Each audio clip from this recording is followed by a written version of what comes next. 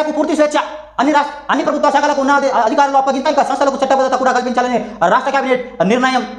ఇక కేబినెట్ నిర్ణయాలు వెల్లడించిన మంత్రులు పొంగులేటి, ఇక ఉత్తమ్, కోమటిరెడ్డి వెంకటరెడ్డి ఇక హైడ్రాకు డిప్యూటేషన్ పై 169 మంది అధికారులు, ఇక 946 మంది అవుట్ సోర్సింగ్ ఉద్యోగాలు, ట్రిపుల్ ఆర్ దక్షిణం అలైన్మెంట్ ఖరారు, 12 మంది అధికారులతో కమిటీ, 3 వర్సిటీలకు కొత్త పేర్లు, ఇక కోసికి కొత్త ఇంజనీర్ కళాశాల, హకీంపేట జూనియర్ కాలేజీ, ఇక ఎస్ఎల్ బీసీ అంచనా వ్యయం 4637 కోట్లు, ఇక పెంపు, వచ్చే నెలలో కొత్త రేషన్ కార్డు జారీ ప్రక్రియ ప్రారంభం, ఇక సన్నాలకు 500 బోనస్, జనవరి నుంచి రేషన్ షాపులో సన్న బియ్యం అన్నట్టు ఒక బిగ్ బ్రేకింగ్ న్యూస్ చూస్తున్నాం. కేబినెట్ అనేది ఆమోదించిన వివరాలు. ఇక సింగరేణి కార్మికులకు 796 కోట్ల బోనస్, సగటుకు ప్రతి కార్మికుడికి 1.9 లక్షల దసరా కానుక, ఇక తొలిసారి 25,000 మంది కాంట్రాక్టు సిబ్బందికి ₹5,000 చొప్పున బోనస్, ఇక సింగరేణి కార్మికుల కుటుంబాలు ఆనందం చూసేందుకు బోనస్ సీఎం రేవంత్ రెడ్డి వ్యాఖ్యానించడం జరిగింది. ఇక పండుగ ఉంటుందన్నమాట సింగరేణి ఉద్యోగులకు.